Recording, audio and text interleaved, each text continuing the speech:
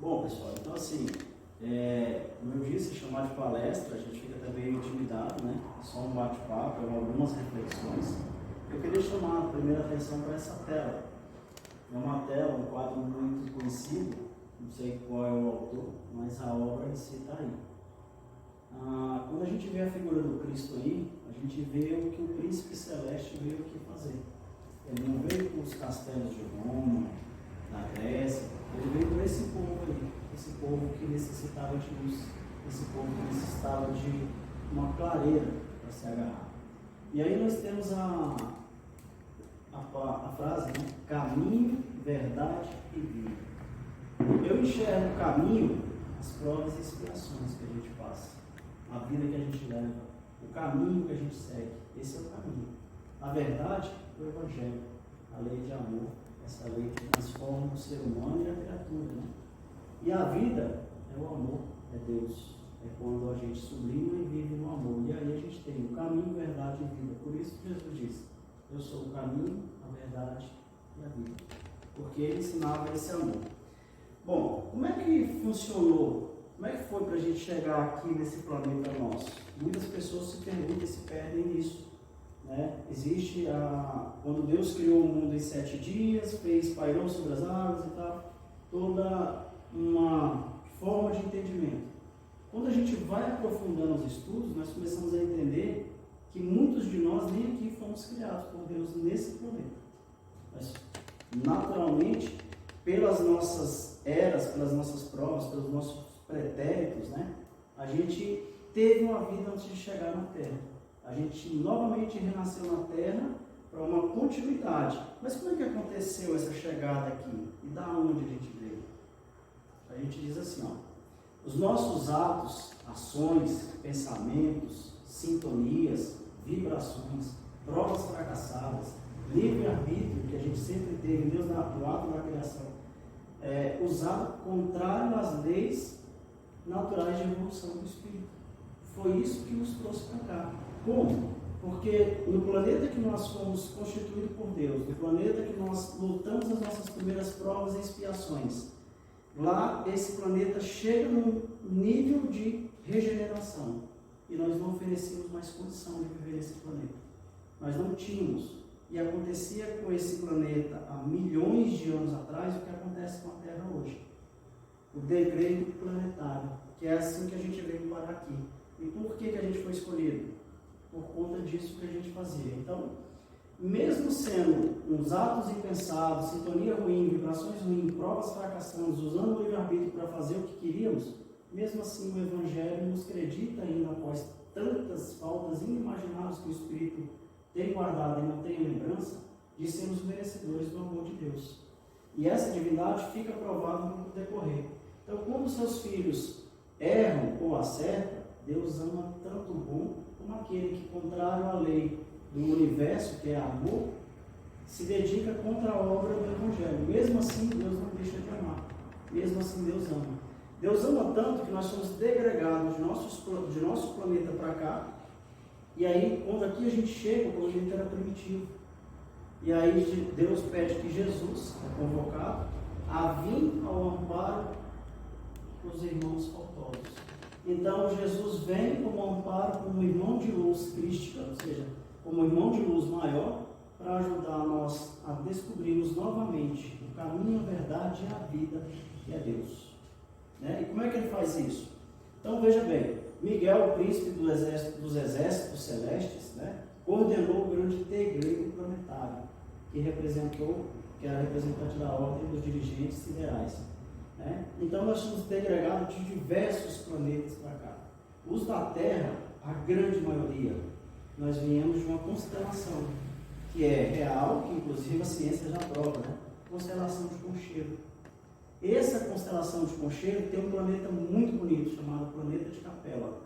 Né? Então a literatura espírita ela vem o tempo todo dizendo isso. Nele também tem um outro mundo chamado Mundo Estrela de Luz. E esse Mundo Estrela de Luz, que fica na constelação de Concheiro, que é um dos planetas igual a Capela, vários apóstolos vieram de lá. Vários apóstolos foram recrutados nesse planeta a vir contribuir com a obra do Cristo em ajuda aos irmãos que foram degregados de capela e de muitos outros órgãos para cá. Para quê? Para que a gente pudesse novamente continuar a nossa programação divina de evolução. E aí, Deus não desampara ninguém, convoca um príncipe celeste, que é Jesus, e fala: vai e acompanha, orienta, ensina, convive, e seja para eles o caminho, a verdade, a vida, que é o amor que eu represento, e tu vai lá me representar. E aí Jesus vem. Então a deportação levaria nós, esses espíritos hoje encarnados aqui, que fomos contrários à lei do universo, que é amor, que a lei do universo é o Evangelho. O Evangelho daqui é o Evangelho de todos os planetas. É a mesma lei, é uma lei só. Porque Jesus diz, quando ele fala, eu não vim mudar a lei, eu vim ensinar a lei do meu Pai. Só que a lei de Moisés ele mudou drasticamente, mas a lei de Deus não. A lei de evolução, de amor, de compaixão, não. Por isso ele foi colocado. E ele era, dentro dos que tinham, o que mais projetava o amor, o que mais trazia o amor para fora. E aí, o Evangelho vem para trazer o Evangelho, então começa-se a vida no planeta, a vida se desenrola, e aí Jesus vem trazer a boa nova, o código de conduta para o caminho da iluminação. Só que nós chegamos aqui, tinha um planeta primitivo quando a gente chegou aqui, há bilhões de anos, muitos bilhões. Esse planeta levava o nome de Tiamat, ou planeta primitivo Terra. Hoje é chamado Terra e na antiguidade ia ser chamado Tiamat. E que recebia esses espíritos para a continuidade das suas provas. E esses espíritos, boa parte deles está sentado aqui nessa sala hoje. Somos nós, que fomos um dia degregados e hoje, pela claridade do Evangelho nas nossas vidas, achamos o caminho de novo para Deus. Então, Jesus realmente é o mestre, né? E aí a gente começa agora a falar assim, bom, então a gente veio para cá como? Degregado. A grande maioria dos espíritos que aqui foram feitos por Deus, alguns já partiram em prova, outros estão em outras esferas e alguns já estão aqui nessas esferas nossas ainda. Mas a grande maioria aqui é devedor e não credor. Nós não viemos aqui receber nada, nós viemos aqui quitar dívidas, débitos que a gente tem.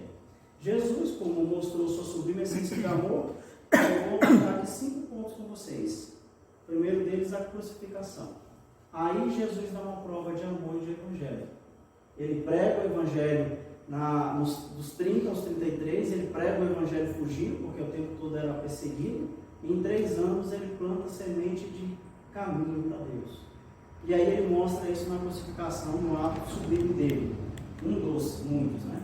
Depois nós vamos falar desse cara aí, Judas, que muitos de nós até espancamos um poste, né? Um boneco do Judas, coisa ridícula que a gente fazia, pelo menos eu. E aí nós temos também as crianças. Jesus mostra aí também quando ele fala das crianças. Ele começa a mostrar aí também o amor dele. E 4, sua justiça. E 5, a caridade moral. Então eu vou usar esses 5 temas para mostrar como Jesus mostrou como é simples seguir Deus quando você descobre o que Ele é. Então a gente vai primeiro para a crucificação. Então assim, Jesus e a crucificação. Após horas do martírio da via sacra, Jesus chega a ser pregado na cruz e erguido. Né? Então ele passa pela via sacra ali toda e depois ele é crucificado na Gólgota e tem ali 2 bandidos do lado dele. Né? 2 bandidos, 2 infratores da lei. 2 irmãos de Jesus estavam ali. E eu sempre perguntei, mas quem eram aqueles caras? Eu nunca achei que ninguém pudesse dizer isso. Um chamava Dimas e o outro Gestas. E aí a espiritualidade traz um relato muito interessante sobre Dimas, onde explica que, inclusive, ele teve Barrabás na mão. Podia ter dado fim na vida de Barrabás, mas ele decidiu deixar porque achou que ele era um louco que queria provocar tumulto. E que ele queria provocar transformação. Esse mesmo Barrabás depois vai ter com Judas. Mas aqui a gente só vai falar os nomes e dizer, um estava à esquerda e um estava à direita. E eram 2 irmãos de Cristo que foram crucificados com Cristo na Gólgota. Né? Então, eu sempre me perguntava isso, quem era aqueles caras? Como era, né? Por que era? Então, perto do seu momento final de desencarnação física, muita gente fala assim, Jesus morreu na cruz, morreu crucificado. Não, ele foi crucificado. O fato que levou ele à morte física foi um fato. Ele infartou quando ele chegou no ápice das forças físicas dele. A crucificação foi o caminho para que ele fosse para o infarto, para ele desencarnar. E pouca gente busca isso, quer isso. Eu sou um cara curioso, então eu fui buscar isso e depois assim, do infarto. Perto do seu momento final, antes de desencarnar por infarto, Jesus olha para baixo. Então Jesus está na cruz, do lado de Dimas e Gestas, e olha para baixo.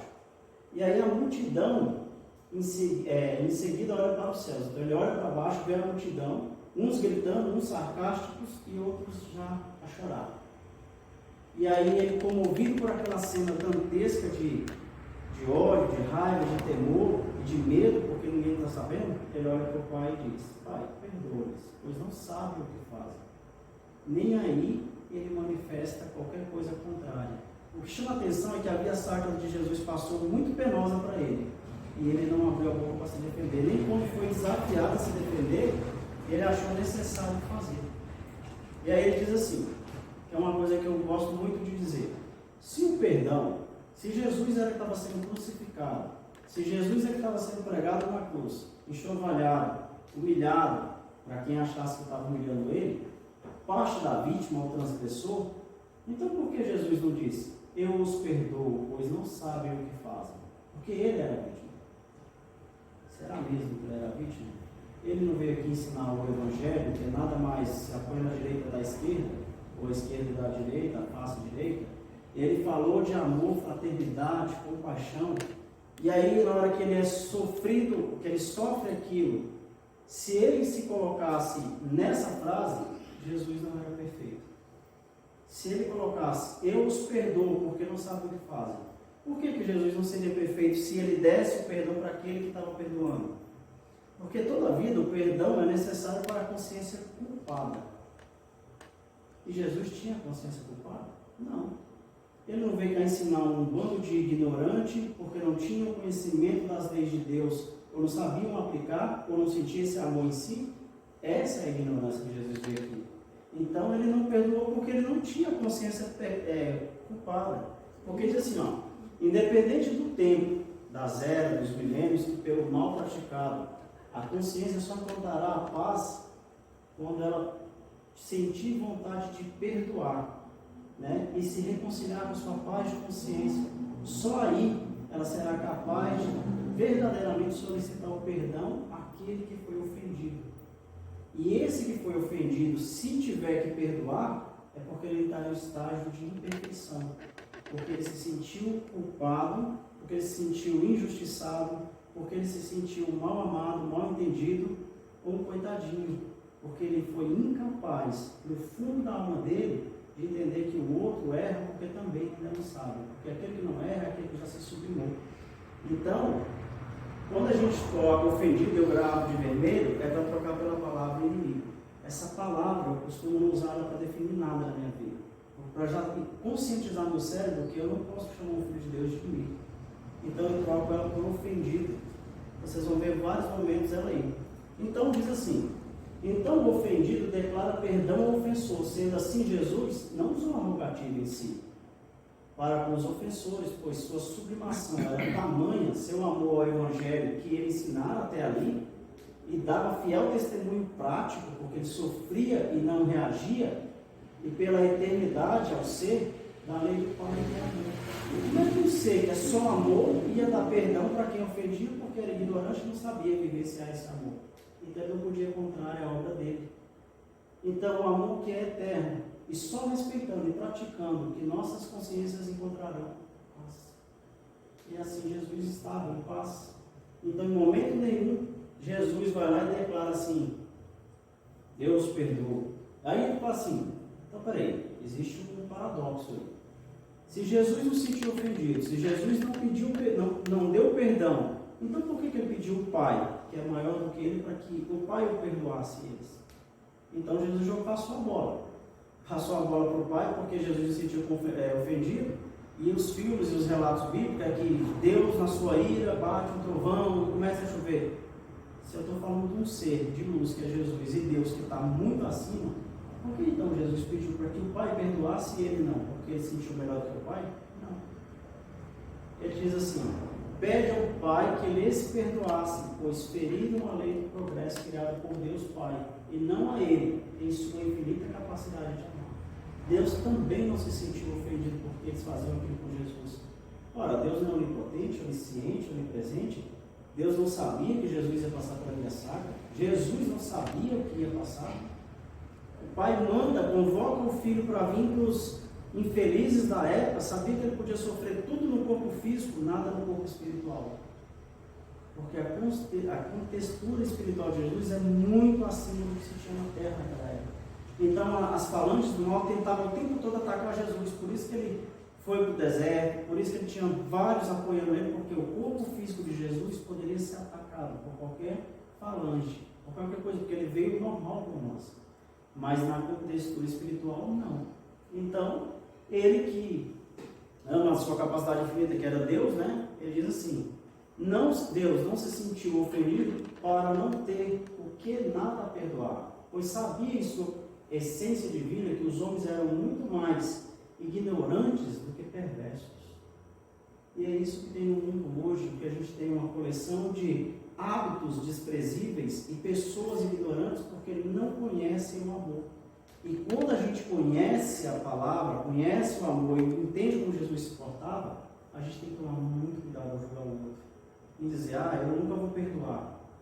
Se você já está perdoando, você já deu um passo. Imagina que depois de perdoar, você ainda tem que dizer assim, nem preciso perdoar porque isso não representa uma dor para mim, porque eu respeito o teu estado de ignorância. E não é usar o teu conhecimento, a tua verdade, para criticar. Então, olha o passo que a gente vai ter que andar. A gente tem que aprender a perdoar, que já é difícil. E quando chegar no estágio de perdão, tem que abrir mão e dizer, eu nem preciso perdoar porque eu não me sinto mais ofendido, porque foi assim que Jesus fez na cruz. Não é um exemplo de amor? Então está aí. E por que então ele pediu perdão para que o Pai perdoasse eles? Por isso, porque eles romperam a lei de Deus, a lei do progresso, e mataram as primeiras leis de Deus. E o que eles estavam fazendo era matando o corpo de Cristo. Então ele pedia, assim como o Júlio agora pediu indulgência, misericórdia, foi isso que Jesus pedia para Deus. Pai, perdoa, eles não sabem o que faz, estão ferindo a sua lei, que é só para o progresso da vida deles. Não é porque o Senhor é inferior a mim ou eu sou inferior ao Senhor que tem que dar perdão. É porque eles feriram a sua lei. E Jesus diz, cada um vai entrar no reino do céu, terá que pagar todo o sentiu. E se eu ferir a lei, eu vou ter que recuperar essa lei. Porque nada fica em vão. Mas não tem lei de julgamento, tem lei de ação e consequência. Ação e reação. Então eles estavam fazendo isso aí, matando o corpo de Jesus. Foi para isso e por isso que Jesus pediu para que o Pai, criador da lei, fosse perdoasse. Nesse quesito. Aí muitos falam assim, poxa, mas eu nunca tinha pensado assim, eu também não. Eu comecei a pensar depois que eu fui nos detalhes. Para a gente entender. A lei, entender, não é fazer reflexão, então aí é uma reflexão. Está certa a reflexão? É assim que eu sigo Jesus. Ele é tão sublimado que nem precisava dar perdão a ninguém. Porque nem matando o corpo dele, ele se sentiu ofendido por ninguém. Se fosse isso, ele não estaria até hoje acompanhando cada espírito de luz que aporta nesse planeta e que nos serve de mentores para nos evoluir. Aí vamos falar desse cara tão famoso aí, que muita gente condena, Judas. Será que ele é mesmo tão ruim assim? Eu trago mais como uma passagem, porque assim, Jesus está na mesa e fala para Judas, levanta e vá, faz o que tem de fazer. Né? E aí Jesus sai. Jesus sabia o tempo todo que Judas ia tentar algo, porque Judas queria que Jesus pegasse na espada e fosse para a guerra, defendesse uma bandeira. Jesus em nenhum momento queria isso. Ele falava, eu não vim para a arma, eu vim para curar as doenças da alma. Né? Então Jesus, após desencarnar, é visto pelo terceiro dia por Maria Madalena. E esta, em diálogo com ele, pergunta-lhe. Aí olha só que diálogo bacana. Ela diz assim, Senhor, onde estiveste? A primeira pergunta dela. Ela foi no túmulo, estava aberto, e ele não estava lá. E ela já perguntou, disse, assustada, onde o Senhor estava? Né? E ele diz assim para ela, Maria, ainda não fui ao alto, nem sequer um palmo antes do firmamento. Quem ama não consegue achar o céu de um salto. Ao invés de subir aos altos esplendores, descia aos reinos inferiores. Despertado do túmulo, escutei os gritos de aflição de alguém que muito ama, em crise de tristeza e loucura. Então Jesus desperta, antes de sublimar, ele escuta esse sentimento, porque ele está emanado de Judas, que ele amava. E ele diz assim, fui à sombra abismal, procurá-lo, reencontrá-lo, amargurado e louco, ao ponto de não me reconhecer. Olha como Judas estava. Olha o sentimento de culpa que ele tinha por ter feito Jesus ter sido crucificado. Demorei a afagá-lo, e pouco a pouco, enfim, consegui que ele adormecesse e assim aliviasse as grandes dores de Judas. Isso não é um exemplo de amor profundo? Aquele que deveria ser o traidor de Jesus, o primeiro que ele deixa um pouco e vai resgatar. Por quê? Porque aquele estava numa penúria muito grande. E quem ama, nem por esse que supostamente foi nos ensinado que era traidor, foi esquecido. Então, Jesus veio para cumprir. E Judas, dentro dos 12, era o único que tinha condição de ter o ato que teve. Tentar desafiar Jesus, porque os outros talvez fracassariam. Então, Judas, ele teve o ato fálido da escolha, porque ele tinha o livre-arbítrio, ele tinha o mestre do lado. Ele respondeu por essas consequências. Mas, nem por isso, e é o que eu disse ainda ontem no estudo, a gente erra, mas não tem uma condenação eterna, porque o erro não é eterno. Eu matei alguém, eu tenho um erro, eu tenho algo a recuperar. Mas eu não, porque eu matei, eu sou condenado eternamente. O único conceito eternamente que existe é para a vida, que é Deus. Então, não existe erro eterno e nem culpa eterna. E Judas não tinha uma pena eterna. É tanto que Jesus vai lá. Eu tinha um amigo que ele dizia assim, queria eu ter um compromisso com Jesus, se tivesse passado a jogar uma pedra na cruz de Jesus. Olha com quem que eu teria débito para recuperar. E faz sentido. Então olha com quem Judas tinha débito, é com Jesus. E com ele, porque ele fez a primeira lei, não matarás, ele vai lá e se suicida através do enforcamento. Então ele estava com a consciência extremamente perturbada, e aí ele entendeu que ele estava totalmente errado, e aquilo deixou ele em estado de loucura. E aí o que acontece depois que Jesus resgata Judas? Este e em outras comunicações, o que acontece? Jesus leva Judas para a colônia espiritual, a casa do Pai.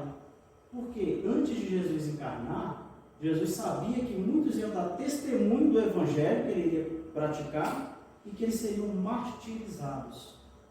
Então Jesus, antes de vir para a terra, cria uma colônia espiritual junto com os espíritos iluminados para receber esses que seriam os primeiros mártires do espírito do cristianismo.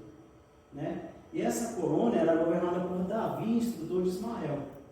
Só que Davi não é o rei Davi da Bíblia, o rei Davi aqui não, é um outro Davi que esse aí eu não cheguei onde que era não, mas esse Davi que era instrutor de Ismael. Ismael, para quem sabe, tem todo um papel na espiritualidade muito grande. Então ela foi criada por Cristo para trazer aqueles grandes mártires que viriam. E teve mártires por muitas épocas. Aqueles que foram jogados nas arenas em Roma, que deram testemunho, o próprio Estevão, que teve lá a lapidação. Então, assim, eles desencarnariam por uma forma de impacto, e eles precisavam de uma colônia que eu recebesse. E essa colônia aí foi constituída muito antes, então, porque a espiritualidade trabalha muitas eras na nossa frente. E agora a gente falou da crucificação, onde Jesus demonstra de forma sublime o amor. Por que ele mostra de forma sublime? Porque ele mostra tudo que eu tinha ensinado até ali através do exemplo prático. Era ele perdendo a vida física e nada fazendo contra aqueles que o faziam. Isso é sinal de pessoa que ama muito, senão não daria conta. Depois ele vai resgatar aquele que supostamente teria traído. E agora ele vai falar dessas crianças aí. Quem são essas crianças?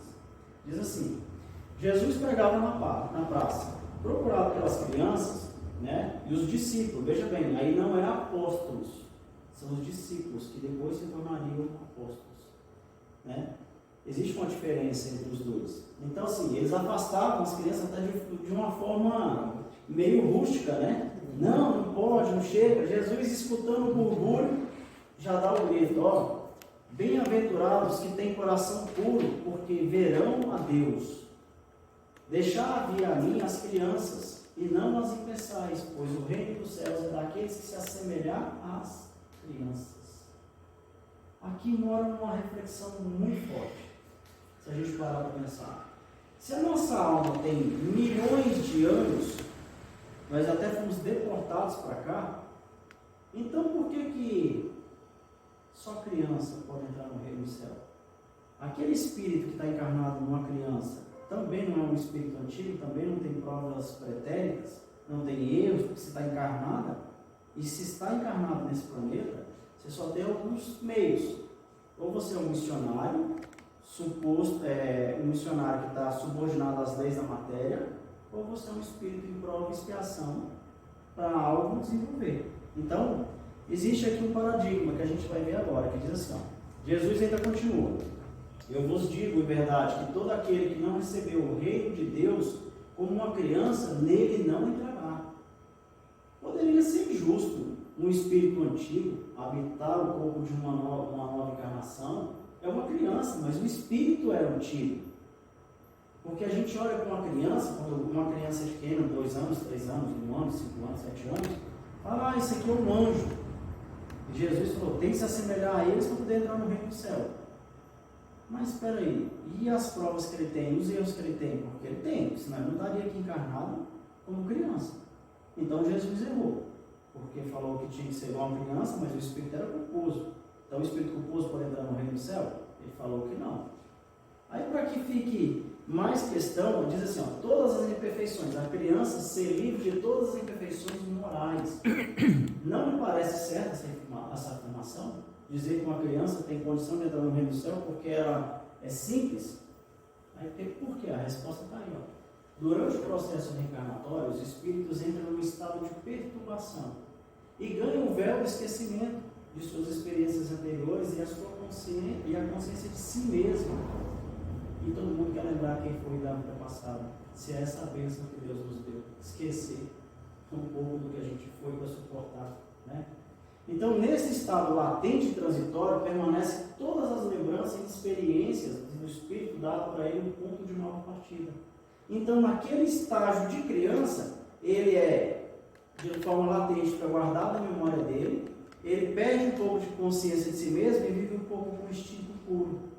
E aí sim, nesse estágio, é o estágio que a gente precisa alcançar, e aí sim adentrar o reino do céu, porque a criança, no instinto, ela não tem a raiva, o orgulho, o medo, o ódio, não ofende, não se sente ofendida, ama, independente de cor, gênero, raça, credo, ela só quer viver aquele momento.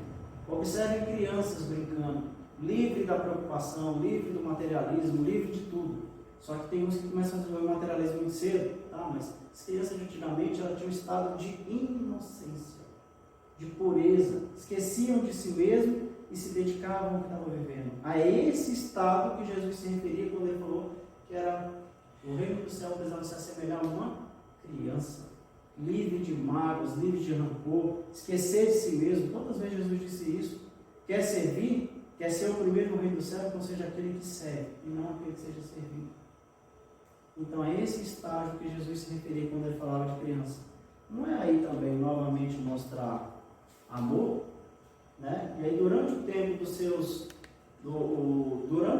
seus instintos dormem, ela é mais flexível e por isso mesmo mais acessível às impressões que podem modificar sua natureza e fazer progredir. Está aí uma porque tanta encarnação, desencarnação e encarnação. Porque a gente pode, dos primeiros meses de vida até os 7 anos, ajudar muito o espírito a ganhar novos rumos, porque ele está muito fácil suscetível, está esquecido do que ele era, está muito conectado com a espiritualidade e dá a ele uma condição de criar novos hábitos, recriar novos comportamentos, se afeiçoar a novas energias. Né? Então, assim, aquele que teve uma vida que bebia muito, talvez nasça numa família evangélica. Por quê? Porque ela vai ter mais freio, vai ter mais limite, vai se interiorizar, vai ter exemplos diferentes que ele teve numa vida outrora. Então, o estágio da criança é muito importante para nós. Talvez na nossa fase de criança nós arrumamos muitos valores que hoje são os que nos permeiam. Então, é importante a fase de criança, né? Então, portanto, o Espírito torna a vestir por um tempo a túnica da inocência. E Jesus está certo quando, apesar da anterioridade da alma, torna a criança como um símbolo de pureza e simplicidade. Olha a grandiosidade desse cara. Ele diz uma coisa e lá na frente, quando você entende, naquela época todo mundo achava que era ser criança e pronto, porque ele ia explicar a reencarnação naquela época, ele precisou de parábolas. Não tinha palavras, o hebraico era muito pobre. E até hoje nossa linguagem não tem palavras para exprimir o que a espiritualidade quer trazer. Hoje a gente consegue entender dessa forma, que a criança é simples sim, mas se eu não entender dessa forma, eu vou entender que o livro dos Espíritos está errado, que o Evangelho está errado. Porque como é que eu interpreto que uma criança é pura ao ponto de entrar no reino do céu se ele é um espírito antigo? Está aí a explicação. Porque nesse momento ele está numa túnica de simplicidade e inocência. E agora, bom, a gente falou de crucificação, Jesus mostra o amor na prática. Falamos do Judas, Jesus vai lá e mostra o amor na prática. Falamos de criança, que é nosso símbolo de pureza, onde um pai e uma mãe entram na frente de um carro para proteger uma criança. Mas mesmo sendo espíritos antigos, Jesus ainda assim entendeu o momento que eles viviam, que aquele momento era pureza.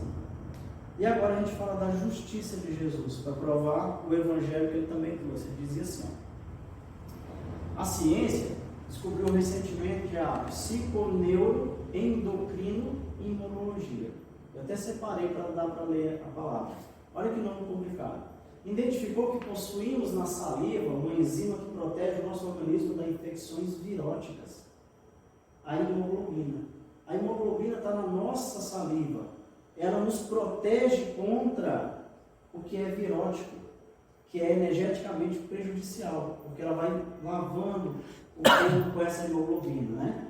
E por que isso? O que tem a ver isso com a justiça de Jesus? Diz assim, o egoísta é introspectivo, apaixonado, indiferente aos problemas alheios, produz toxinas que impedirão a fabricação da hemoglobina, deixando a mercê das doenças. Esse é o estado da pessoa que vive doente de egoísmo, né? Ele fica introspectivo, ele produz muito menos hemoglobina, porque ele é fixado nele mesmo, ele não está preocupado com ninguém. O que eu estou dizendo? Eu estou na caridade, estou na fraternidade, estou na indulgência, eu estou me alimentando de hemoglobina, estou me protegendo contra o mal que eu possa ver lá fora, porque eu entendo que o outro pode ser do jeito que for. Então, a própria ciência já começa a mostrar isso, que a gente é fruto do que sente e do que pensa. E aí diz assim, então onde entra Jesus? Por isso Jesus ofereceu como terapia fundamental o amor. Porque quando se ama, sai de si para poder tornar-se útil ao indivíduo. Esquece os próprios problemas a fim de contribuir para a diminuição dos problemas alheios. E era assim que toda vez que alguém se apresentava a Jesus, ele, munido da hemoglobina que ele tinha, do amor e luz, ele só tratava a situação, se envolvia na situação com paixão para resolver. E ele resolvia, porque ele tinha tanto amor em si, que ele tratava os problemas alheios sem desmerecer ninguém. Então, quando começarmos a amar, a vida dura e a paisagem seca, que se apresenta frente aos olhos, tornam-se menores diante do volume das aflições. Quem está em paz de consciência não está muito preocupado em ter que sair para trabalhar, ter conta para pagar, ter problema com o filho, porque ele acredita no futuro que é Deus. Ele tem a consciência da vida eterna. Ele sabe que isso é momento, que isso não é vida definitiva para definir o caráter ou nada. Ele sabe que faz parte do processo. Então, Jesus sintetizou isso de uma forma muito bela quando os discípulos afirmaram que ele sempre atendia as criaturas tomado por compaixão. Mas é a compaixão verdadeira, gente, que Jesus tomava. Não aquele sentimento piegas, vulgar, de paixão, de ternura, com desejo. Ele tinha com ternura e com desejo veemente de modificar a situação. Então, toda vez que Jesus era abordado, ele dizia: vai e não peque mais, a sua fé te liberou, a sua fé te curou. E ele mostrava que era interna a cura que ele projetava, porque ele precisava dele ser um espelho para a pessoa se enxergar boa, com condição de fazer o bem. Então Jesus refletia a luz divina que todos nós carregamos na centelha de vida que temos. Então ele deixava essa luz, a pessoa chegava de frente a ele e aquela luz refletia, porque ressoava com a luz dele. E aí a pessoa começava a entender. E esse sentimento de amor que ajuda e faz que se entesoure os recursos para diminuir o sofrimento humano. Porque aquele que ama suporta as provas sem reclamar. Aquele que passa a prova e fica reclamando, traz para dentro de si a diminuição da hemoglobina, ele começa a haver problema, e ele começa a se contaminar cada vez mais. Não há nada adoece mais o homem do que o egoísmo. E aí Jesus ainda diz assim: e eu vos digo, se sua justiça não for mais abundante do que os fariseus, não entrará no reino do céu. Porque os fariseus só tinham da boca para fora, não da boca para dentro. Né? Os fariseus, eles eram os doutores da lei, mas quando a gente entra para dentro dos estudos e vai entender como era a vida deles, era de uma extrema luxúria. Enquanto os que eram fiéis não eram. Então eles eram o estilo fariseus, né? Se não amais, senão aqueles que vos amam, que recompensa tereis? Uma vez que as pessoas de má vida também têm aqueles que amam elas. Ele foi mal contigo, mas ele tem um pai e tem uma mãe que ama. E o mal se ama, o bem se ama. Então você só vai amar quem faz o bem, só quem faz o bem? Onde que está o merecimento nisso, né? Porque diz assim, ó, as pessoas, não nessa. Se não fizeres o bem, senão aqueles que fazem a vós, que recompensa tereis? Uma vez que as pessoas de má vida fazem a mesma coisa. Ele está ensinando a amar sob qualquer prisma, independente do que se pense, independente do que diz. Aí Jesus diz assim: mas para vós digo, amai vossos desafetos. E aí eu substituí a palavra que era inimigos. Como eu falei, é uma palavra que a gente, até a sonoridade dela, a gente tem que tomar cuidado. Então é desafeto, eu não tenho inimigo, eu tenho desafetos temporários, momentâneos.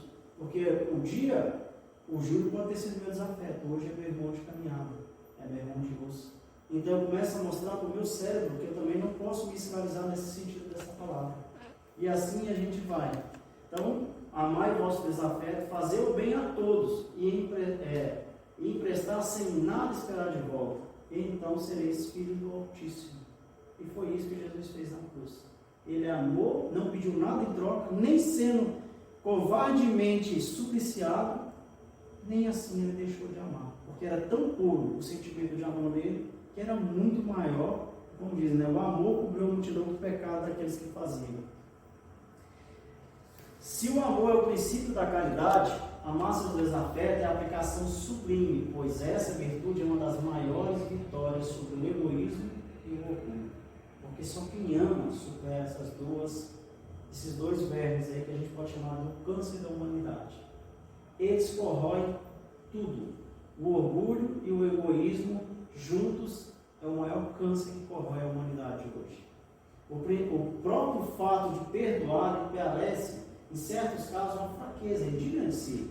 Mesmo não se vingando, não deixar guardar dentro de si aquele rancor secreto. Te perdoe, Lorena, mas que você tome uma porrada ali na frente.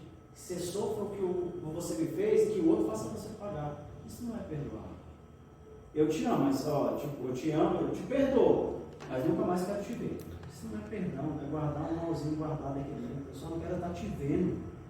Vai com Deus, mas que Deus nunca mais deixa eu te ver. Cruza meu caminho.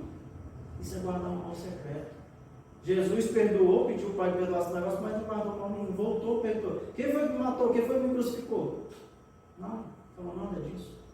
Foi lá dando testemunho. Então, é isso assim, não guarda esse secreto desejo do mal. E para fechar, nós temos aqui a caridade moral. Essa aqui é uma das partes que eu acho bem bacana de se dizer, enquanto fala do Cristo. Né? O que é a caridade moral para nós hoje? Perguntar assim, o que é a sua caridade moral? Primeiro passo, consiste em suportar o outro. Eu tenho que suportar a Elaine, ela me suportar ela e vice-versa, porque isso é caridade moral. Eu dou o direito do outro ser o que ele quiser e precisar ser. E a mim, me dou o direito de estar de vigília e não ficar julgando o outro. Porque se eu estou julgando, eu estou me espelhando, estou refletindo. Então a caridade moral, o primeiro passo dela é suportar uns aos outros. Porque se não suportar, como é que a gente faz, né? Como é que vai conviver? Ele diz assim: o que menos fazer nesse mundo, onde está nesse momento, está encarnado. Então assim, o que menos a gente faz é ser indulgente, ou ter caridade moral, né? Há um grande mérito no crente de saber se calar, deixar o outro todo falar de si. Por que tem que ter a última palavra? Por que eu não posso deixar o Júlio ter uma palavra diferente da minha? Por que tem que falar uma coisa e fazer outra? Deixa o outro ser o que quiser ser. Foi assim que Jesus ensinou. Então, ficar calado em certos momentos é um gênero da caridade. caridade do silêncio. A pessoa cai em si. Como diz, né?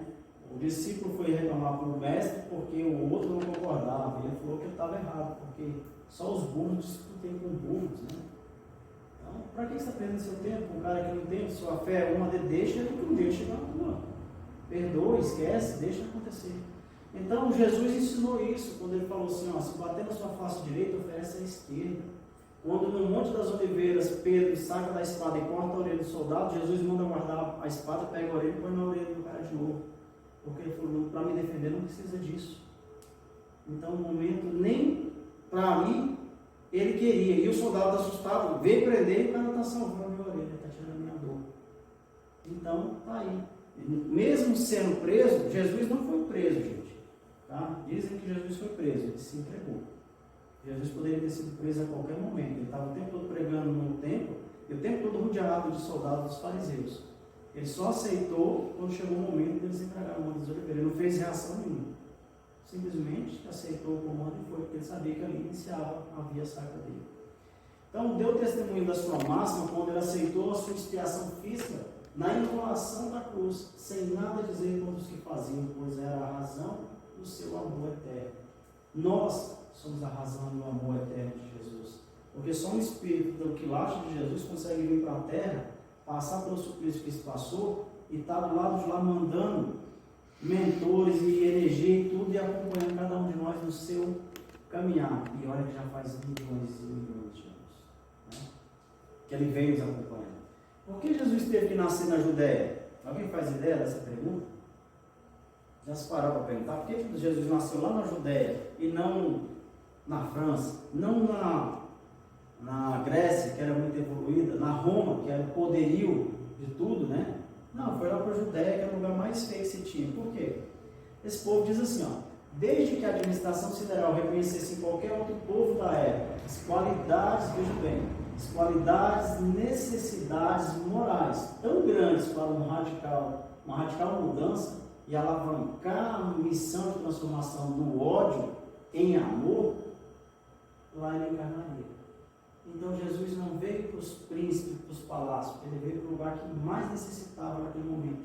Por isso que os profetas foram para lá, porque o povo era tão casca grossa que teve que vir vários profetas preparar o caminho para que Jesus chegasse e desse a pá de cal, para mudar radicalmente aqueles espíritos tão empedernidos, tão faltosos por tantas gerações.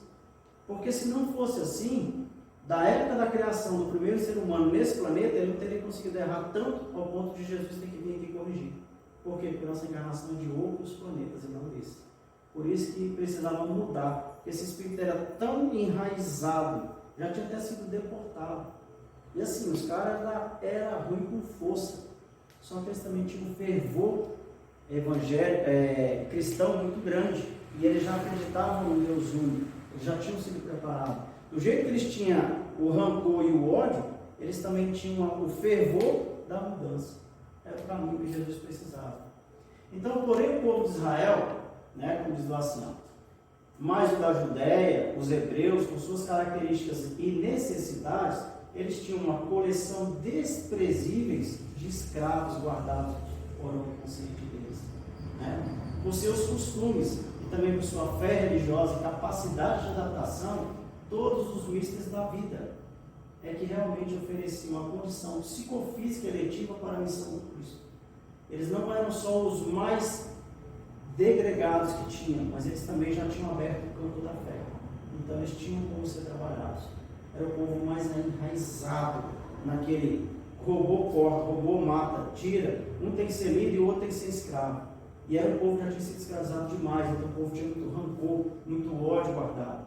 Então, na população do planeta, quem mais ofereceu condição para que Jesus viesse fazer o trabalho, assim como a primeira foto do tema que a gente coloca, ele junto com aquele povo que mais precisava, era esse povo aí. Era um povo muito endurecido. E aí era lá que Jesus tinha que plantar a semente do Evangelho que pingaria a eternidade. Então, quando você vê um judeu, um hebreu, né, um israelita dizer, aqui nós somos um povo escolhido, ó, são mesmo. porque vocês eram os que tinham de mais desprezo no coração, ódio, rancor e todo tipo de sentimento antimoral para com o próximo, porque os próprios doutores da lei, que eram os fariseus, eram os que mais deturpavam a lei. A lei era só da boca para fora, a vida para dentro deles era totalmente diferente. Então era lá que Cristo tinha que surgir, e por isso, quando a gente vê e fala, nós somos o povo escolhido de Deus, porque vocês eram os mais faltosos que tinham no planeta, e era lá que a gente tinha que nascer. E aí Jesus nasce, e aí vocês são o povo escolhido, e foram. E até hoje, esse povo escolhido continua em guerra, porque até hoje eles não conseguiram se livrar de boa parte do rancor que eles carregam. Bom, agora para terminar, quem ficou até o fim da aula, né, como dizem, a gente dá um presente. Como é que foi o infarto? Eu falei que Jesus desencarnou por infarto. Eu vou ler para vocês, porque o texto é grande, bonito, mas não dá para decorar. Dizia assim: o desencarno do mestre, infarto. Sentia uma excitação psiconervosa cada vez mais intensa, tentando reunir todas as forças físicas e espirituais para vencer a terrível pressão que ameaçava despedaçar-lhe os tímpanos, romper-lhe a garganta e a cavidade pulmonar.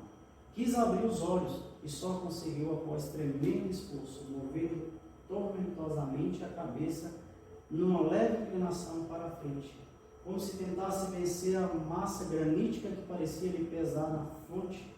Eis que naquele momento então fulgura no céu tenebroso um relâmpago imensurável. Sobre a luz cegante, Jesus pôde vislumbrar e reconhecer seus amigos e alguns discípulos, as piedosas mulheres que ali se reuniram na mais terna e veemente oração. Sua alma entreabriu uma visão beatificada, e ele tentou mover os lábios, mas estavam tão rígidos que não puderam sequer esboçar um leve sorriso, meio de gratidão aos seus queridos. O trovão rebentou forte as nuvens, dançava furiosamente em choques bruscos, o peso da atmosfera parecia cair sobre o corpo de Jesus, aumentando-lhe terrível sensação de cruel esmagamento. É quando ele, em seu derradeiro apelo, quando no cisma da cruz e diante das multidões alvoroçada e sarcástica, dirigiu ao Criador aquela rogativa de misericórdia infinita, dizendo: Pai, perdoa-os, pois não sabem o que fazem. Uma dor atroz partiu da ponta do dedo da mão esquerda, depois subiu-lhe rápida pelo braço, como arame farpado e incandescente, perfurando-lhe as veias.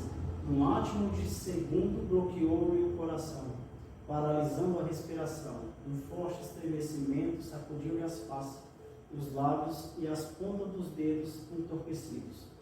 Olhos se nublaram completamente e a sua cabeça pendeu desamparada sobre o ombro esquerdo. O Messias havia expirado e eram 15 horas da tarde. Assim desencarnou Jesus. E a gente tem aí o Sublime Peregrino que traz um relato bem mais completo disso. Então, Jesus deixa o plano físico pela crucificação que levou ele a partir para o infarto. Por que Jesus não teve um desencarne diferente? Nem nasceu diferente, nasceu como todo mundo, através de uma mulher, através de um parto normal. Então, o que eu gosto de dizer isso? Por que eu gosto de ler essa questão do infarto? Para dizer e enfatizar. Jesus tinha todas as divindades e toda a luz de Deus. E ele não escolheu usar elas em um ser para fazer o bem. Para si, nada. Se esse não é o maior exemplo do amor, de estar aquele que tudo tem e abre mão de tudo para aquele que é o escravo da ignorância que somos nós, esse é o Jesus que eu sigo. Esse é o sublime amor que eu consigo ver nessas 5 passagens que eu trouxe para vocês. 5 reflexões de como Jesus mostra de forma simples, bem simples e nada ostentosa, de dizer que é assim que se ama. Não pensando no eu. Né? E a gente pode, para fechar, trocar as pessoas do pronome. No vocabulário português a gente diz eu, tu e eles. E Jesus ensina: tu, Deus, eles, o próximo. É isso mesmo. Tu, ele e depois eu, na última pessoa. É assim que a gente alcança a iluminação. Se colocando na última pessoa para servir a primeira, e não na primeira para ser servida pela última. Então, só para ficar gravado, você que gosta disso, a gente costuma dizer lá nas aulinhas de português: eu, tu e ele. É eu, Deus e eles. Jesus vem e ensina: não, primeiro é tu, Deus, eles, o próximo, e depois eu. É assim que a gente vai conscientizando, interiorizando, que é servindo, que a gente vai adentrar no reino dos céus. Né? Não vou entrar aqui nessa, mas fica aqui só um lembrete, eu deixei aqui só com um lembrete, que é quando o senador Públio Lentulus Emmanuel, ao imperador Tibério César, que foi realmente tirano na época de Cristo, para mim uma das passagens mais lindas, né? E diz que mais fidedignas do que é realmente a imagem física de Jesus. Ele escreve com maestria, ele escreve com amor, porque ele transmutou essa face de Jesus. O maior poderio do mundo descreve o Messias pobre, miserável, fisicamente, mas ricamente espiritualizado pelo amor que manifestava. E ele fica tão impressionado que Tibério César era tão grotesco que se sensibilizou pela descrição de Emmanuel. E tanto é verdade que essa carta existe, né? Essa carta foi achada num colecionador e essa carta está no Vaticano, inclusive. Esse colecionador comprou livros antigos e lá estava essa carta, e essa carta está no Vaticano, onde descreve de forma física. Tem ela aqui, mas é muito longa, então para hoje não, mas em outro momento a gente pode até ler ela. Esse é o Jesus de sublime amor que nos ensinou o Evangelho, código definitivo da evolução humana. Enquanto a gente não entender que é amando que a gente evolui, a gente vai continuar nas provas e expiações. E para fechar, o planeta hoje passa um planeta de regeneração. Graças a Deus nós estamos aqui. Então nós vencemos a primeira prova de não ser mais deportado. Porque mesmo aqueles que foram deportados, eles tiveram assim, Cristo para acompanhar eles. Então, se isso aí não é amor de Deus por nós, o que é amor? Fica aí a minha contribuição nesse sentido de hoje. Obrigado a vocês aí. Desculpa se eu choquei alguém com alguma informação, mas é a forma de entender. Pode ser um conjunto de verdade, um conjunto de achismo, mas importa o sentido, que é amor. É isso. Ok, obrigadão. A possibilidade de reflexão, que é o que a gente precisa fazer.